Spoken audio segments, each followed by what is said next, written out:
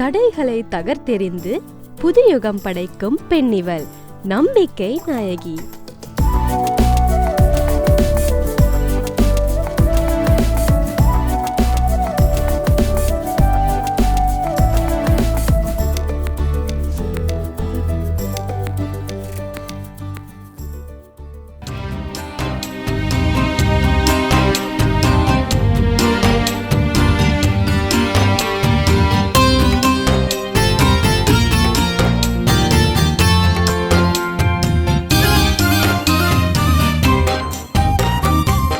தேவனே என்னை தொடும், கைவிடாமல் காத்திடும், நன்மையால் நிரப்பிடும். என் தேவனே என்னை தொடும், கைவிடாமல் காத்திடும், நன்மையால் நிரப்பிடும், நன்மையால் நிரப்பிடும்.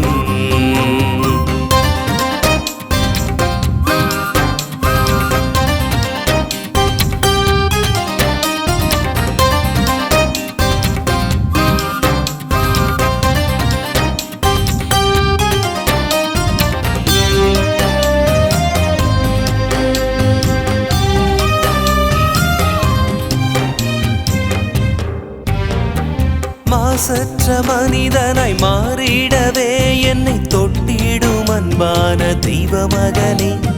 மாசற்ற மனிதனாய் மாறிடவே என்னை தொட்டிடும் அன்பான தெய்வ மகனே. சாட்சியாய் பகர்வேன், பாட்டாக பாடிப்பேன், நீர் செய்த நன்மைகளை நாள்தோறும் நினைப்பேன். சந்தோஷமும் சமாதானமும் தொட்டாலே உண்டாகுமே, சந்தோஷமும் சமாதானமும் தொட்டாலே உண்டாகுமே. என் தேவனே என்னை தொடும், கைவிடாமல் காத்திடும், நன்மையால் நிரப்பிடும், நன்மையால் நிரப்பிடும்.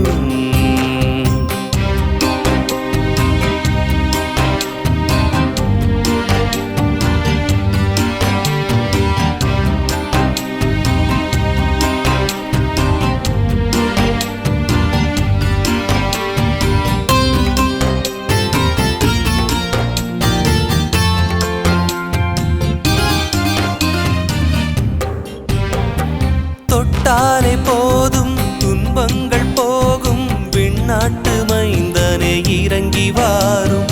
தொட்டாலே போதும் துன்பங்கள் போகும், விண்ணாட்டு மைந்தனே இறங்கி வாரும். சிட்டாக பறக்க சாபங்கள் நீங்க, சிலுவை நாதனே சீக்கிரம் வாருமே. ஆறுதலும் தேறுதலும் தொட்டாலே உண்டாகுமே, ஆறுதலும் தேறுதலும் தொட்டாலே உண்டாகுமே. என் தேவனே என்னை தொடும், கைவிடாமல் காத்திடும், நன்மையால் நிரப்பிடும். என் தேவனே என்னை தொடும், கைவிடாமல் காத்திடும், நன்மையால் நிரப்பிடும். கர்த்தருடைய பரிசுத்த நாமத்துக்கு மகிமை உண்டாவதாக. எங்கள் அன்பான வானொலி நேயர்கள் அனைவரும் சுகமாகவும் கர்த்தருக்குள் திடமாகவும் இருக்கிறீர்கள் என்று நாங்கள் விசுவாசிக்கிறோம். கர்த்தர் தாமே உங்களையும் உங்கள் குடும்பங்களையும் விசேஷமாக குடும்ப தலைவிகளையும் ஆசீர்வதிப்பாராக. வேதாகம பெண் பாத்திரங்களை குறித்த நமது தொடர் தியானங்கள் உங்களுக்கு நிச்சயம் பலனுள்ளதாக இருக்கும் என்று நாங்கள் நம்புகிறோம்.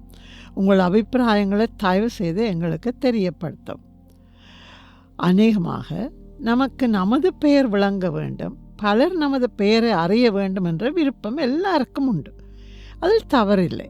வேதாகமத்திலும் பெயர் குறிப்பிடப்பட்ட பல முக்கிய பெண் பாத்திரங்கள் இருக்கிறார்கள். அதே சமயம் பெயர் குறிப்பிடப்படாமல் மறைமுகத்திலும் அநேக பெண்கள் இருக்கிறார்கள். அவர்களுடைய மறைமுகமான வாழ்க்கை முறைகள் குடும்பத்தில் பலத்த தாக்கத்தை ஏற்படுத்தி இருக்கிறதையும் மறுக்க முடியாது. அவர்களை குறித்தும் நாம் கற்றுக்கொள்வது அவசியம். அவர்களுடைய பெயர்களை ஆவியானவர் மறைத்திருந்தாலும் அவர்களின் வாழ்வில் நடந்த சம்பவங்கள் நிச்சயம் நமக்கு சவாலாகவே இருக்கிறது என்பதை மறுக்கவே முடியாது. இன்றைக்கு அரிதான ஒரு தலைப்பு. பிரபலங்களோட வாழ்க்கை நமக்கு பெரிய காரியங்களை கற்றுத்தந்தாலும் மறைமுகத்தில் இருந்து பெரிய காரியங்களை செய்கிறவர்களோட வாழ்க்கை இன்னும் அதிக சவாலாகவே இருக்கு. இன்றைக்கும் அறிமுகமே இல்லாத எத்தனை பெண்கள் தங்களுடைய குடும்பத்துக்கும் சமுதாயத்துக்கும் கூட பெரிய காரியங்களை செய்து கொண்டு தான் இருக்கணும். கிரேஸ் அக்கா, நீங்கள் நல்லா சொன்னீங்க. இப்படியாக வேதாகமத்திலே பெயர் எழுதப்படாத இரு மனைவிகள் இன்றைக்கு அவர்கள் இருவரும் ஒருவரை ஒருவர் இன்றைக்கு சந்தித்தார் எப்படி பேசுவார்களோ அப்படி பேசுவதை நாங்கள் ஒரு கற்பனை உரையாடலாக இப்போது கேட்கப் போகிறோம். கேட்டு எங்களுடைய வாழ்வின் குறை நிறைகளை உணர்ந்து கர்த்தருக்குள் எங்களை திடப்படுத்துவோமாக. வணக்கம், பெயர் தெரியாத சகோதரியே. வணக்கம் வணக்கம். உங்களோட பேருந்தான் தெரியாதுதானே? அது சரி, உங்களுக்கு இன்னும் குறும்புதான். பின்ன இருக்காதா? அது சரி, உங்கள்கிட்ட ஒன்று கேட்கணும். கர்த்தர் ஆபிரகாமைத்தானே வர சொல்லி கூப்பிட்டவர். அவர்தான் இனி என்ன செய்யறது, என்னோட வளர்ந்துட்டான் என்று உங்களோட புருஷனையும் கூட்டி போனவர். அவரோட நீங்களும் போயிட்டீங்களே. அவரை விட்டுட்டு நான் எப்படி? அது சரிதான். ஆனா பிரச்சனை வந்து அவங்க 2 பேரும் பிரியேக்க ஏன் நீங்க உங்க புருஷனுக்கு ஆலோசனை சொல்லியிருக்க கூடாது? எப்படி? பிரிய வேண்டாம், எப்படியாவது ஆபிரகாமோட இருப்பமென்றுதான். உங்களுக்கு தெரியாது, அந்த வேலைக்காரங்க என்னமா சண்டை போட்டாங்க தெரியுமா? அது சரிதான். ஆனா ஆபிரகாம் வயதில மூத்தவர். அப்படி இருந்தும் அவர் உங்களோட புருஷனுக்கு தானே முதற் தெரிவை செய்ய சொன்னவர். அப்ப நீங்க உங்களோட புருஷன்கிட்ட நல்ல இடத்த ஆபிரகாமுக்கு விட்டு கொடுக்க சொல்லியிருக்கலாமே. நீங்க என்ன சொல்றீங்க? நாங்க எப்படி அந்த மலையை உடைக்கிறது?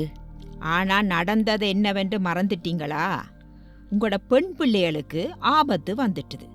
அது சரி, உங்களோட குடும்பத்தை காப்பாற்ற கர்த்தர் ஒரு தூதனை அனுப்பி அவன் உங்கள் எல்லாரையும் வெளியே இழுத்து வந்தானே.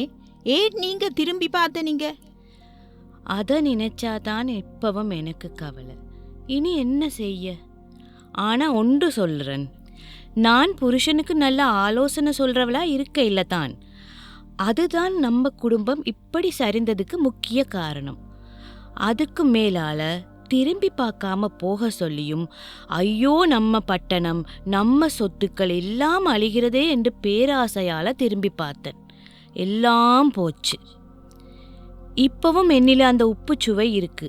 அதை நினைச்சாதான் சரியான கவலை. அது மாத்திரமா, அம்மா இல்லாத பிள்ளைகள் நடந்த விதம் இருக்கே, நினைத்து பார்க்க முடியாது. அதன் விளைவுகள் எவ்வளவு பயங்கரமானது. உங்கள் மனைவி ஸ்தானத்தை, தாய் என்ற ஸ்தானத்தை எல்லாம் விட்டுட்டீங்களே. உண்மைதாங்க, எல்லாம் போச்சு. இனி ஒருபோதும் சரிப்படுத்தவே முடியாது. ஆமா, நீங்க எப்படி? உங்களை பற்றி நிறைய கேள்விப்பட்டேன். உங்களுக்கு 3 மகன்கள் என்றும் அவங்களுக்கு மனைவிமார் இருந்தாங்க என்றும் குடும்பம் முழுவதும் தகப்பனுக்கு கீழ்ப்படிந்து நடக்கிறவங்க என்றெல்லாம் கேள்விப்பட்டேன். அது எப்படி உங்களால் அந்த குடும்பத்தை நடத்த முடிஞ்சது? அதுவா? கொஞ்சம் பொறுங்கோ. உங்க புருஷன் நோவா கர்த்தரோட சஞ்சரித்து கொண்டிருந்தார் என்று சொன்னாங்க. அது எப்படிங்க? எந்த புருஷன் அப்படி இல்லை. எனக்கும் அது தெரியல. ஆனா நாட்டில் நடந்த கொடுமைகளை பார்த்து மனவேதனைப்பட்டார். அது எனக்கு தெரியும். அதனால தானே கர்த்தர் லோத்துவின் குடும்பத்தை ரட்சிக்க விரும்பினார் என்று ஆவியானவர் எழுதி வச்சிருக்கிறார். ஆனா நீங்க தான். அதை விடுங்க, நீங்க மேல சொல்லுங்க. நம்ம நாட்களிலும் மனுஷனுடைய அக்கிரமம் பூமியில பெருகித்தான் இருந்துச்சு. ஆனா எந்த புருஷன் நோவா தேவனோடு சஞ்சரித்த அதே சமயம் குடும்பத்தையும் நேசித்தார். தேவன் தாம் பூமியை தண்ணீரால் அழிக்கப் போவதை அவரிடம் சொல்லி, எங்களுக்கும் சில ஜீவராசிகளுக்கும் ஒரு பிரமாண்டமான பேழையை, அதுதாங்க ஒரு கப்பல் மாதிரி என்று நினைங்களன், செய்ய சொன்னார். அப்ப அவரும் நாங்களும் பட்ட பாடி இருக்கே. ஏன், என்ன நடந்தது? அப்ப எங்களுக்கு மழைய தெரியாது. வெறும் தரையில நோவா ஒரு கப்பலை செய்ய எல்லா மக்களும் அவரை கேலி பண்ணினாங்க. மழை பெய்ய போது, எல்லாம் அழிய போது, தயவு செய்து உங்களோட வாழ்க்கையை சரி செய்யுங்கோ என்று அவர் எவ்வளவா சொன்னார். யாரும் அவர் சொல்ல கேட்கல. தங்களோட பொல்லாத வழிகளை விட்டு விலகவும் இல்லை. அவருக்கு உதவிக்கு ஒருத்தரும் வரவும் இல்லை. பதிலுக்கு கேலி மட்டும்தான் பண்ணினாங்க. அப்படியா? மழை பெய்து தண்ணி பெருகி எல்லாம் அழிந்தது என்று நான் கேள்விப்பட்டேன். அதை நீங்க அனுபவிச்சிங்களா? கடவுளே! நானும் மகன்களும் தான் அவருக்கு உதவி. உங்களுக்கு தெரியுமா, கிட்டத்தட்ட 120 வருஷம் அப்படியே கழிஞ்சு போச்சு. ஆனா யாரும் மனந்திரும்பேல. ஆனா நோவா கர்த்தர் சொன்னதில ஒன்றும் பிசகாமல் அத்தனை கேலிகள் மத்தியிலும் எல்லாத்தையும் செய்து முடித்தார். உண்மையா நீங்க பெரிய ஆள்தாங்க. உங்க புருஷனுக்கு ஆதரவா இருந்திருக்கிறீங்க. இல்லையண்டா இது முடிகிற காரியம் இல்லையே. இப்ப கர்த்தர் சொன்னபடி சுத்தமான சகல மிருக ஜீவன்களிலும் ஆணும் பெண்ணுமாக 7 ஜோடிகளும் மற்றவற்றில ஒவ்வொரு ஜோடுமாக பேழைக்குள்ள ஏறியாச்சு. மிருகங்கள், ஊரும் பிராணிகள், பறவைகள் எல்லாம் வந்துட்டுதுகள். நாங்க எங்க அதுகளை ஏற்றினது? அதுகளா வந்து ஏறிச்சுதுகள். கர்த்தர் தான் அதை செய்தார். இப்ப எங்களையும் பேழைக்குள்ள ஏறச் சொல்லி கர்த்தர் சொன்னதாக இவர் சொன்னார். நாங்கள் மறுவார்த்தை பேசல. நானும் 3 மகன்களும் அவங்களோட மனைவிகளும் என் புருஷனுமாக 8 பேரும் ஏறிட்டான். பேழைன்ற கதவை நோவா அடைச்சவரா? அதுதான் இல்ல, கர்த்தர் தான் அடைச்சார். பிறகு மழை 40 நாட்களா பெஞ்சுது. எல்லாம் அழிஞ்சுது. 150 நாளா தண்ணி தண்ணி என்ன சொல்ல. பின்னர் நாட்கள் நிறைவேற கர்த்தர் சொல்ல நாங்கள் தரையில இறங்கினோம். நாங்க தான் ஒரே ஒரு குடும்பம். தேவனங்களை ஆசீர்வதித்து இனி தான் ஜலத்தினால பூமியை அழிப்பதில்லை என்று சொல்லி நோவாவோட உடன்படிக்கை பண்ணி வானவில்லை வானத்தில அடையாளமாக வைத்தார். அப்பா, பெரிய கதை. இதுதான் வானவில் தோன்றிய சங்கதியா? உண்மையிலேயே உங்களோட பெயர் வேதாகமத்தில குறிப்பிடப்படாவிட்டாலும் மறைவிலிருந்து உங்களோட புருஷனுக்கும் பிள்ளைகளுக்கும் நீங்க செய்த சேவை பெருசு. என்ற பெயரும் வேதாகமத்தில் இல்லதான். ஆனா நான் அந்த திரும்பி பார்த்த வேலையை செய்திராவிட்டால் இப்ப நினைச்சாலும் கவலைதான். குடும்பமும் தவறி போச்சுங்க. நாங்க 2 பேரும் 2 விதமான மனைவிகளுக்கு உதாரணமாகிட்டோம். ரொம்ப நன்றிங்க. பிரியமானவர்களே, வேதாகமத்தில் பெயர் குறிப்பிடப்படாத 2 மனைவிகளின் சம்பாஷணையை நிச்சயமாகவே ரசித்து கேட்டிருப்பீர்கள் என்று நாங்கள் நம்புகிறோம். இன்றைக்கு நம்முடைய பெயர்களும் வேதாகமத்தில் இல்லை, சமுதாயத்திலும் பிரபல்யம் இல்லாதிருக்கலாம். ஆனால் நம்மை குறித்து கர்த்தர் என்ன சாட்சி சொல்லுவார்? நியாய தீர்ப்பின் நாளிலே நமது புருஷரும் பிள்ளைகளும் எழுந்து என்ன சொல்லுவார்கள்? பெயர் பிரஸ்தாபம் அவசியமே இல்லை. நாம் மறைவிலே செய்கிற நன்மைகளும் நற்செயல்களும் கர்த்தரை நிச்சயம் மகிமைப்படுத்தும், மக்கள் மத்தியிலே தாக்கத்தை ஏற்படுத்தும், நமது குடும்பங்களை கர்த்தருக்கு நேராகவும் நடத்தும். இதை உணர்ந்து கர்த்தருக்கு பயப்படுகிற பெண்களாக, புருஷருக்கு கீழ்ப்படுகிற மனைவிகளாக, பிள்ளைகள் போற்றும் தாயாக நம்மை தேவனுடைய கரத்தில் ஒப்புக் கொடுப்போமா? கிருபை நிறைந்த ஆண்டவரே, எங்களுடைய வாழ்க்கை உங்களை மட்டும் மகிமைப்படுத்தட்டும், உங்களுடைய நாமத்தை பிரஸ்தாபப்படுத்தட்டும். நாங்கள் மறைந்திருந்தாவது உங்களுடைய செய்தியை, உங்களுடைய நற்செய்திக்கு சாட்சிகளாக ஒவ்வொரு மனைவியும் ஒவ்வொரு பெண்ணும் கர்த்தாவே உங்களுக்காக எழுந்து பிரகாசிக்க தேவன் கிருபை செய்வீர்களாக. எங்களுடைய பெயர் அல்ல, உங்களுடைய நாமம் எங்களுடைய வாழ்க்கையிலே மகிமைப்படட்டும் சுவாமி. இயேசுவின் நாமத்தில் ஒப்புக் கொடுக்கிறோம் பிதாவே, ஆமேன். நிகழ்ச்சி குறித்த உங்கள் கருத்துக்களை எங்களுக்கு எழுதி அனுப்புங்கள்.